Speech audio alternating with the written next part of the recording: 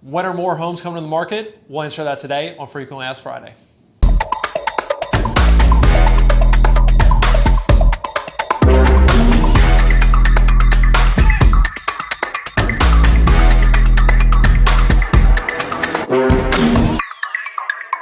When are more homes coming to the market? To be very honest with you, nobody knows. There was a poll done, a bunch of economists kind of weighed in, a lot of the top housing economists, and I'm looking at the numbers right here. 43% of those economists felt that we were going to see an uptick in inventory the second half of 2021. About 38% of those felt that we were going to see that uptick in inventory in 2022. And about 10% of those thought it was going to be year 2023 or beyond that we're going to see an uptick in inventory.